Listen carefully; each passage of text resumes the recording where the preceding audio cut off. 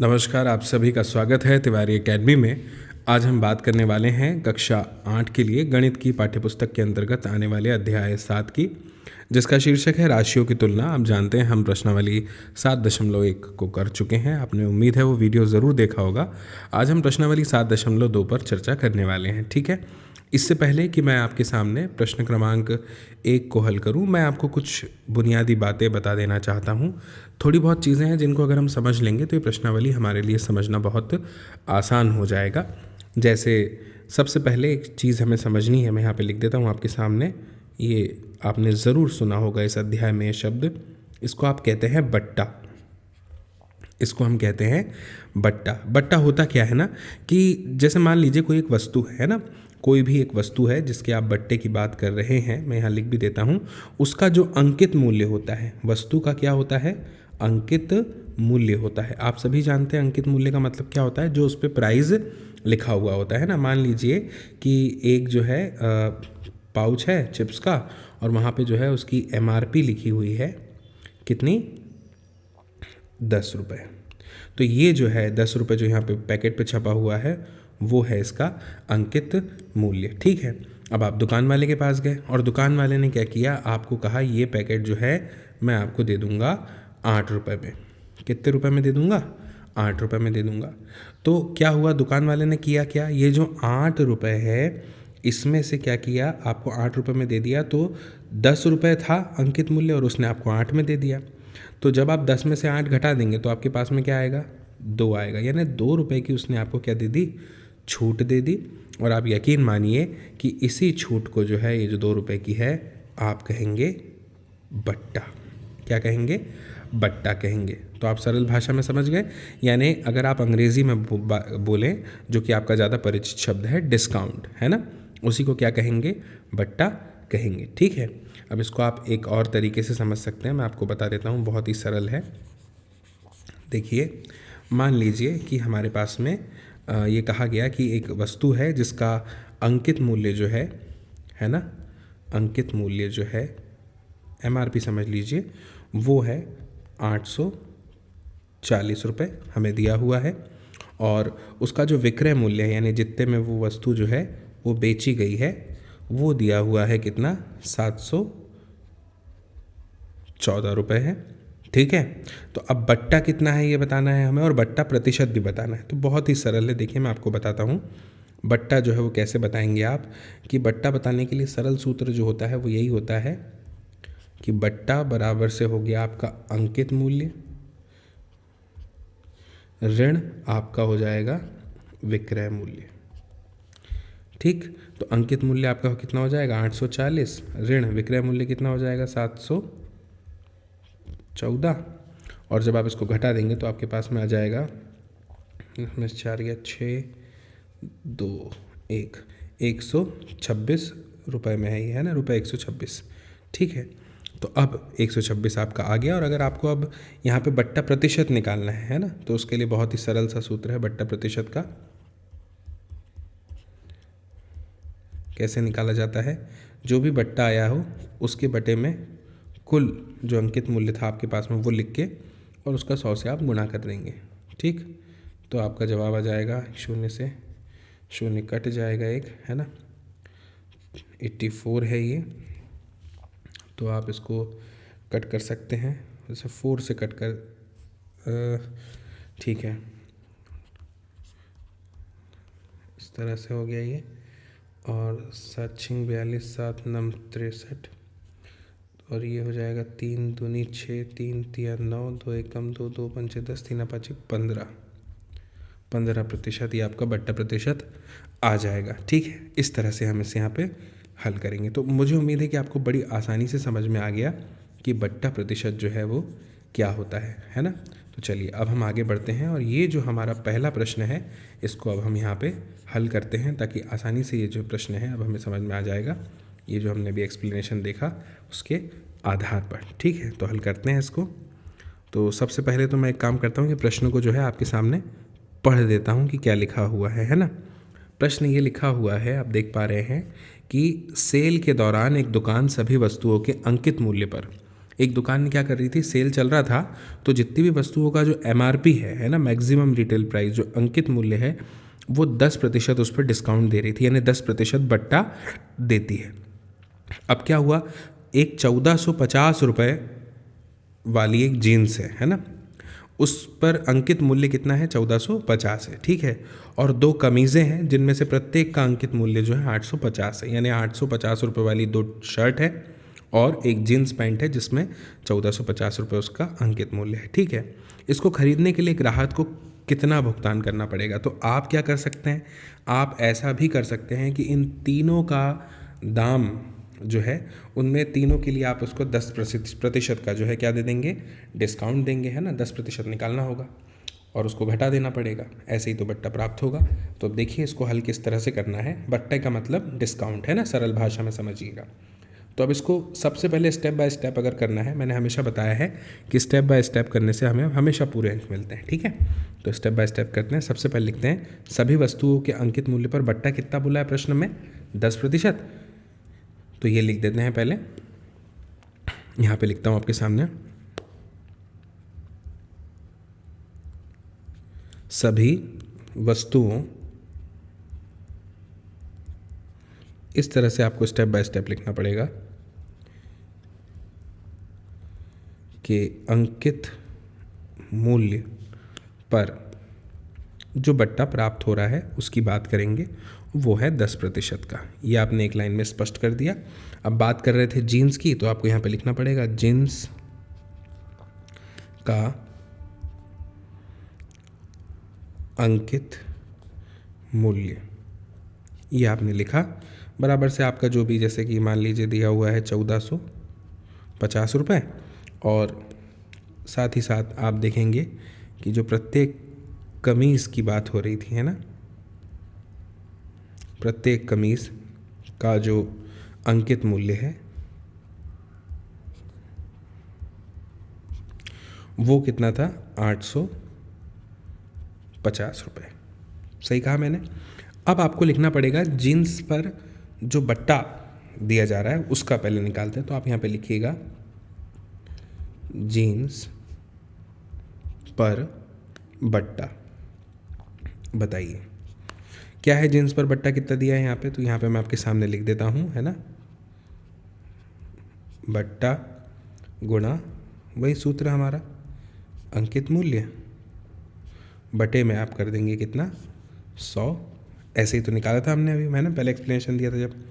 तो बट्टा कितना है, 10% गुणा, अब अंकित मूल्य कितना है जीन्स का, 1450, बटे में आप कर दीजिए कितना, 100। तो सरल स्टेप से कीजिए, 1 शून्य से 1 शून्य काट दीजिए, 1 शून्य से 1 शून्य काट दीजिए, तो आ जाएगा आपके पास में 145, है ना। तो ये यहाँ पे आपको प्राप्त हो गया रुपये 145।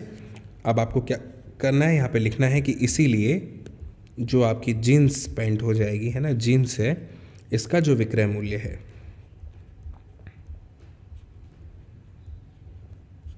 वो कितना आ जाएगा हमारे पास में, 1450 रुपये में 10% का डिस्काउंट दे देंगे आप, जो कि कितना आया आपका, 145 रुपये, यानी आप घटा देंगे तो आपको प्राप्त हो जाएगा कितना,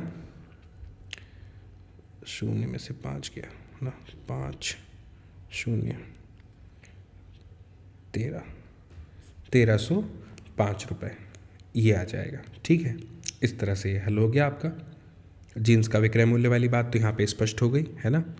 अब 2 कमीज के अंकित मूल्य की बात करते हैं, तो भी बहुत सरल है। इसमें भी हमें यही करना है कि 2 कमीज का अंकित मूल्य,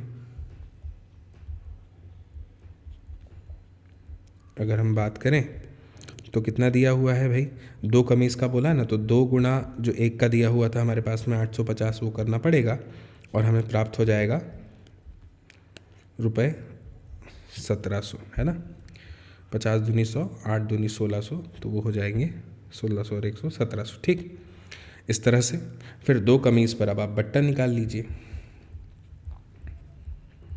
2 कमीज़ पर बट्टा, ठीक। तो वो कैसे निकलेगा, वही सूत्र भी जो आपने लगाया था वही लगाना है आपको, बट्टा गुणा अंकित मूल्य, इस तरह से लिखिएगा आप, और बटे में लिख दीजिएगा कितना, 100। ठीक है, तो बराबर से आपको प्राप्त हो जाएगा 10% गुणा 1700 का बटे 100, 2 शून्य से 2 शून्य सीधे सीधे काट दीजिएगा, और 17 का गुणा 10 से करेंगे तो प्राप्त हो जाएगा 170 रुपये। ये आपको घटाना पड़ेगा, तो अब आप लिख दीजिए, इसीलिए 2 कमीज़ 2 कमीज़ का विक्रय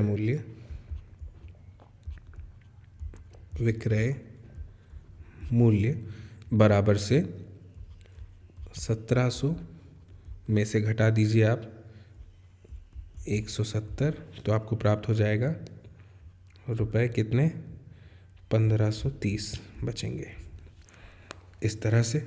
ठीक है, तो अब देखिए जो प्रश्न में लास्ट में पूछा, क्या लिखा है प्रश्न में, लास्ट में पूछा है कि ग्राहक को कितना भुगतान करना पड़ेगा तीनों चीज़ें खरीदने के लिए। तो अब उसको जोड़ देना है आपको, जींस के डिस्काउंट के बाद जो पैसे बचे उसको, और दोनों कमीज़ के डिस्काउंट के बाद जो पैसे बचे उसको, तो आपका जो है वो लास्ट वाला आंसर आ जाएगा। तो आप यहाँ पे लिख सकते हैं ऐसा सरल भाषा में, क्या कि अतः ग्राहक, है ना, ग्राहक को 1305 धन 1530 बराबर से हो जाएगा ये 0.55382, है ना, 2835 रुपए का जो है भुगतान करना पड़ेगा, भुगतान करना पड़ेगा, इस तरह से। और यही आपका जो है अंतिम उत्तर हो जाएगा। ठीक है, तो इस तरह से जो है आपको ये करना है, और यही जो है आपका आंसर स्टेटमेंट है। ये बात आप ध्यान में रखिएगा, इसके आगे आप उत्तर करके डाल सकते हैं। तो आप चाहें तो इसका स्क्रीनशॉट ले सकते हैं, ये जो हमने इसका हल किया है प्रश्न का, है ना, ताकि आपको पता चले कि कैसे स्टेप बाय स्टेप हमें इस प्रश्न को हल करना था। अक्सर हमें स्टेप बाय स्टेप ही प्रश्न को हल जो है वो करना चाहिए। ठीक है, अब मैं आगे बढ़ता हूँ, और आगे बढ़ते हुए बात करता हूँ दूसरे प्रश्न की, है ना। अब यहाँ पे कर की बात आ गई है ना, टैक्स की बात आ गई है, बिक्री कर की बात आ गई है। देखिए मैं आपको एक बात बताता हूँ, बिक्री कर मतलब जिसको आप कह लीजिए कि सेल्स टैक्स आप कहेंगे, है ना। तो अब उसमें क्या होता है ना, बहुत ही सरल शब्दों में आपको बता रहा हूँ, ध्यान से समझिएगा। जैसे भाई मान लीजिए, दरअसल क्या होता है ना, सेल्स टैक्स की अगर बात करें यानी बिक्री कर की, तो वो क्या होता है, इसको मैं आपको लिख के बता देता हूँ यहाँ पे, सेल्स टैक्स, है ना। इसको आप कैपिटल लेटर में ST भी लिख सकते हैं। ये क्या होता है ना, सरकार के द्वारा वसूल किया जाता है। कैसे भाई, मान लीजिए एक दुकानदार है और उसने क्या किया, उसे ग्राहक से वसूल कर लिया इस टैक्स को। ठीक है, दुकानदार से सरकार ने वसूला, और दुकानदार ने किससे ले लिया, ग्राहक से ले लिया। इसलिए हमेशा क्या होता है, जब भी वस्तु को बेचा जाता है तो जो विक्रय मूल्य होता है उसका, जिस पर दुकानदार वस्तु को बेच रहा है, उसी की राशि में जो है ये टैक्स को जोड़ दिया जाता है। ठीक है, तो इसी को कहते हैं क्या, सेल्स टैक्स। एक और टैक्स है जिसको वैट भी कहते हैं। अब वो वैट क्या होता है, जिसको आप वैल्यू एडेड टैक्स कहते हैं, वो हम उस पर बाद में बात करेंगे, लेकिन पहले अभी इसको समझ लेते हैं बिक्री कर की बात क्या है। जैसे मान लीजिए कि आपने जो है एक जोड़ी जूते खरीदे एक दुकान से। ठीक है, अब जूते खरीदे तो भाई जूते का मूल्य क्या था, जूते का जो मूल्य था वो था 450 रुपये। ध्यान से समझिएगा मेरी बात को, है ना, एक बार समझ लेंगे हमेशा याद रहेगा। जूते का जो विक्रय मूल्य था वो कितना था, 450 था। ठीक है, अब क्या हुआ, इस पे जो बिक्री कर था जिसकी हम बात कर रहे हैं सेल्स टैक्स की, वो 5% थी बिल की। कितनी, 5% है। यहाँ लिख देता हूँ 5% बिक्री कर की दर थी। तो बिल की जो देय राशि है वो कितनी हो जाएगी, तो देखिए मैं आपको सरल भाषा में बताता हूँ। 5% का मतलब होता है 100 रुपये पे 5 रुपये, 5%, शत मतलब 100। ठीक है, तो आपको कुछ भी नहीं करना है, 450 का 5% पहले निकालना है और उसको फिर 450 पे जोड़ देना है। ठीक है, तो आप क्या करेंगे, 450 का 5% पहले निकालेंगे।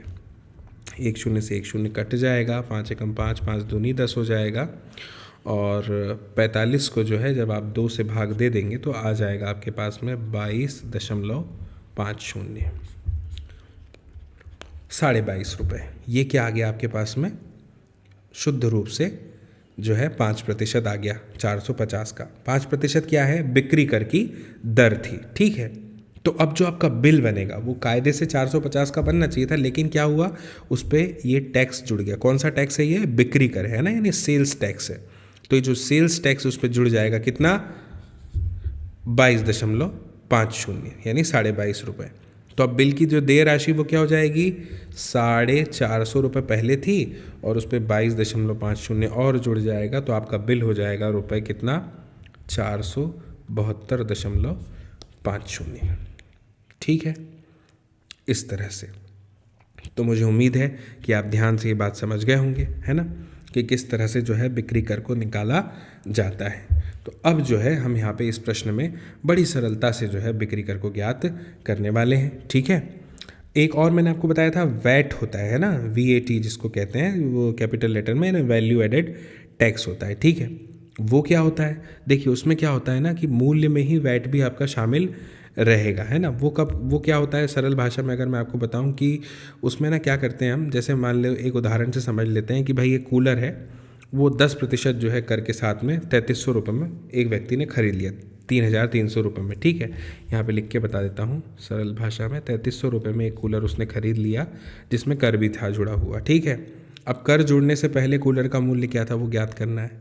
तो वैट का अर्थ होता है कि यदि जो वैट रहित मूल्य है वो 100 है, तो वेट के साथ में वो जो मूल्य है वो 110 हो जाएगा, अगर 10% ज्ञात करना हो तो, है ना, 10% अगर लग रहा है वो कर के साथ में। ठीक है, तो वैट सहित मूल्य जो दिया हुआ है, मान लो 3300 रुपये है, तो वास्तविक मूल्य क्या होगा, वही होगा भाई 100/110 कर देंगे, गुणा 3300 कर देंगे तो 3000 हो जाएगा। कुल मिला के जो 10% है उसको घटा देंगे।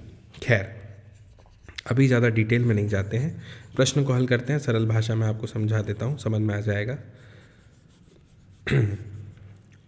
तो अब जो है हम ये जो प्रश्न क्रमांक 2 हमारे सामने दिया हुआ है, इसको हल करते हैं, समझते हैं किस प्रकार से इसे हल किया जाना चाहिए।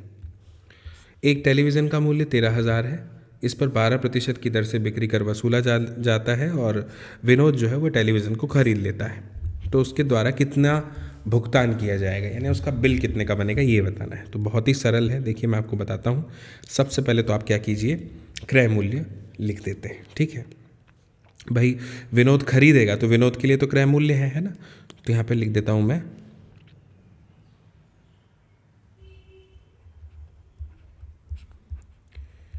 क्रय मूल्य बराबर से कितना, रुपये 13,000।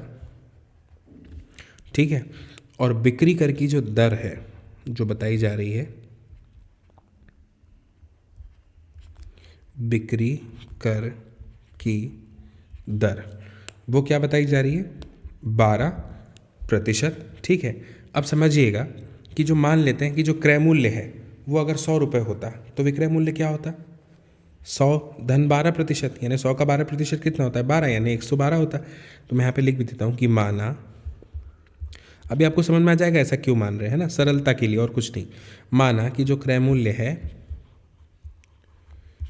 है वो कितना होता, 100 रुपये होता, तब उस स्थिति में जो विक्रय मूल्य होता हमारे पास में वो कितना होता, 100 धन 12, यानी वो हो जाता रुपये 112। तो जब क्रय मूल्य 100 है तो विक्रय मूल्य कितना है, 112 है। उसी स्थिति में अगर जब क्रय मूल्य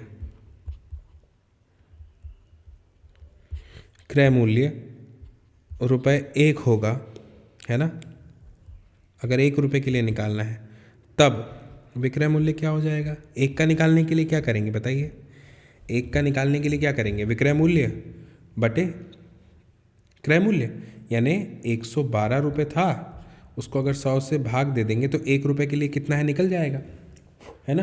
कुल को संख्या से भाग दे देते हैं जो है उसमें, तो 1 के लिए निकल जाता है ना, यही सूत्र है सरल, है ना। तो 1 रुपये के लिए कितना है 112/100। तो अब अगर आप मुझे बताइए 1 रुपये के लिए 112/100 है तो 13,000 के लिए कितना होगा, 13,000 गुणा 112/100। तो आपको यहाँ पे बस यही करना है, जब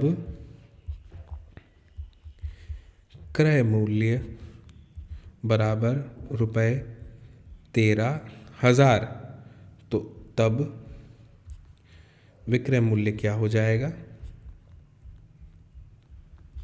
बराबर हो जाएगा 112/100 गुणा 13,000। तो उस स्थिति में इसका जवाब आ जाएगा 2 शून्य से 2 शून्य काट के 112 से सीधे सीधे गुणा कर देंगे तो आ जाएगा 14,560। ठीक है। तो अब आप यहाँ पे एक लाइन में अपना जो है उत्तर लिख सकते हैं कि अतः उसके द्वारा यानी विनोद के द्वारा उसके द्वारा भुगतान की जाने वाली राशि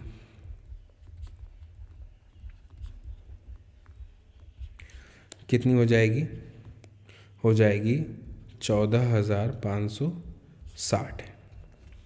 इस तरह से, ठीक है। चाहे तो आप स्क्रीनशॉट ले सकते हैं। इस तरह से हमें जो है इस प्रश्न को हल करना था। अब आगे बढ़ते हैं अगले प्रश्न के लिए, जो है प्रश्न क्रमांक 3।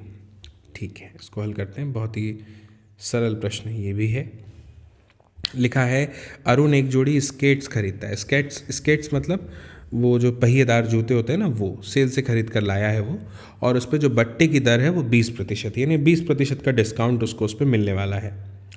अब यहाँ पे ये बताया है कि अरुण को जब 20% का डिस्काउंट मिला तो 20% का डिस्काउंट मिलने के बाद में जो पैसे उसने दिए वो 1,600 रुपये थे। तो आपको बताना है कि अंकित मूल्य कितना था उन स्केट्स पे, यानी पहिएदार जूतों में। ठीक है, अंकित मूल्य कितना था जिस पे 20% का डिस्काउंट मिला, तो रुपए कितने देने पड़े उसको, 1,600 देने पड़े अरुण को। तो अब हमें अंकित मूल्य निकालना है। बहुत सरल तकनीक है, देखिए अभी समझ जाएंगे आप। इसी तरह से करते हैं जैसे हमने प्रश्न क्रमांक 2 किया था। ठीक है भाई, विक्रय मूल्य सबसे पहले लिख देता हूँ आपके सामने। तो मैंने लिख दिया आपके सामने विक्रय मूल्य, जो जैसा कि प्रश्न में दिया हुआ है 1,600। ठीक है, और यहीं पर मैं एक और चीज़ आपके सामने मेंशन कर देता हूँ, बट्टे की दर जो ली गई थी, जो दी गई थी वो कितनी थी, 20%। ठीक, अब मान लेते हैं यहाँ पे भी हम वैसे ही, है ना, प्रश्न सरल हो जाएगा। माना, क्या माना कि जो अंकित मूल्य है, जो अंकित मूल्य है, अगर अंकित मूल्य 100 रुपये होता, कितना होता, 100 रुपये होता, तब उस स्थिति में मुझको ये बताओ आप कि जो विक्रय मूल्य है वो कितना हो जाता, विक्रय मूल्य कितना होता। तो आप कहेंगे कि सर अगर बट्टे की दर 20% है तो उस स्थिति में 100 में से 20 घटा देना पड़ता। 20% डिस्काउंट मतलब 100 में से 20 को घटाना पड़ेगा। तो फिर आप कहेंगे कि 100 में से 20 घटा दीजिए, कितना आया, 80 रुपये। तो 80 रुपये जो है वो क्या होता, विक्रय मूल्य हो जाता। अगर अंकित मूल्य कब 100 होता है ना, तो अंकित मूल्य के 100 होने पे विक्रय मूल्य कितना हो जाता, 80, क्योंकि 20% का डिस्काउंट हो जाता। तो ऐसी स्थिति में मैं आपसे कह रहा हूँ कि जब विक्रय मूल्य 1 रुपये होता, कितना होता, 1 रुपये होता, विक्रय मूल्य जब, और लिख देता हूँ आपके सामने, जब विक्रय मूल्य बराबर ₹1 होता, तब ऐसी स्थिति में अब आप मुझे बताइए कि जो अंकित मूल्य है वो कितना होता, वो होता 100/80, यही कहते हैं आप, है ना। तो अब मुझे बताइए कि अगर, इसीलिए विक्रय मूल्य बराबर कितना दिया है हमें प्रश्न में, विक्रय मूल्य बराबर कितना दिया है, ₹1,600। तो अंकित मूल्य कितना हो जाएगा, अंकित मूल्य कितना हो जाएगा, 100/80 गुणा 1,600, यही करेंगे हम। तो आ जाएगा हमारे पास कितना, ₹2,000। हज़ार। ठीक है, तो अब आपको यहाँ पे लिखना है कि अतः एक जोड़ी स्केट्स का अंकित मूल्य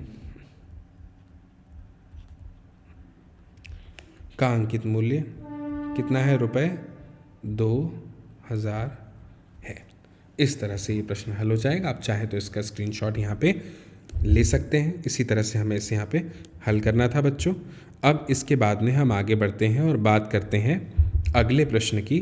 अगला प्रश्न है हमारा प्रश्न क्रमांक 4, और ये जो प्रश्न क्रमांक 4 है, इसमें हमसे कहा जा रहा है कि मैंने एक हेयर ड्रायर 8% वैट सहित 5400 रुपये में ख़रीदा, तो वैट को जोड़ने से पहले का उसका मूल्य ज्ञात कीजिए। देखिए, ध्यान से सुनिएगा, ध्यान से समझिएगा। वैट क्या होता है? वैट वस्तु के अंदर, वस्तु का जो मूल्य होता है उसके अंदर जुड़ा हुआ टैक्स है, उसको आप वैट कहते हैं, वैल्यू एडेड टैक्स जो कहलाता है।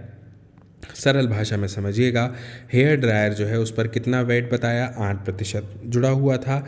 जब जुड़ा हुआ था तो वस्तु की कीमत कितनी थी? 5400। अब बताना है कि वैट को जोड़ने से पहले उसका मूल्य कितना रहा होगा, ये हमें बताना है। तो चलिए, मुझको आप एक बात बताइएगा, सरल भाषा में बताइएगा कि 8% जोड़ दिया तो 5000 सॉरी 8% जोड़ दिया तो 5400 हो गया। 8% घटा देंगे तो कितना बचेगा, ये बताना है। तो वैट से पहले हम मान लेते हैं कि वस्तु का मूल्य 100 रुपये था, तो वैट के साथ मूल्य कितना हो जाएगा? 100 धन 8 यानी 108, है ना। तो जब वैट के साथ मूल्य 108 है तो वैट से पहले का मूल्य कितना है? 100 है। तो ऐसे ही 1 रुपये का मानेंगे और उसके बाद में फिर वही गुणा कर देंगे तो आपका वैट निकल जाएगा। ठीक है, तो चलिए इसको सरलता से हल करते हैं। सबसे पहले मैं यहाँ पे लिख देता हूँ कि क्रय मूल्य बराबर से कितना है? 5400 रुपये। ठीक, और जो वैट की आप बात कर रहे हैं प्रश्न में, है ना, वो उसकी जो दर दी हुई है वो कितनी दी हुई है? 8%। ठीक है, तो अब ध्यान से समझिएगा। माना, क्या माना हमने माना कि वैट लगने से पहले, वैट से पहले क्या? वैट से पहले का जो मूल्य है हमारा वो हमने मान लिया कितना? 100 रुपये। ठीक, तब अगर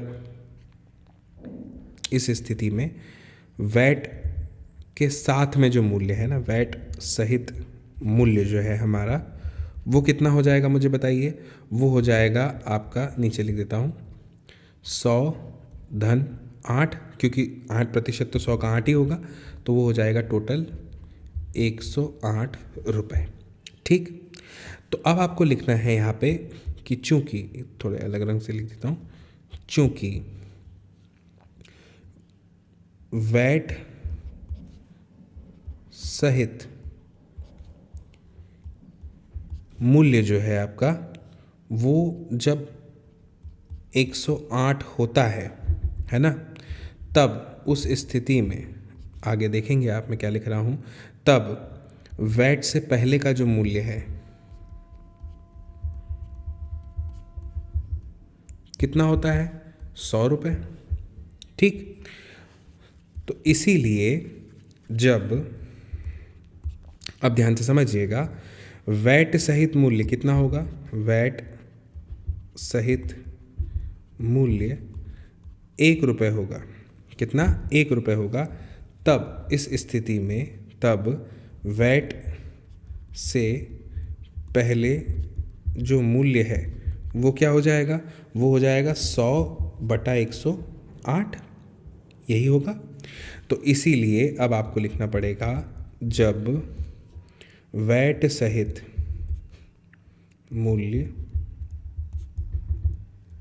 मूल्य बराबर हो जाएगा रुपये 5400, तब उस स्थिति में वैट से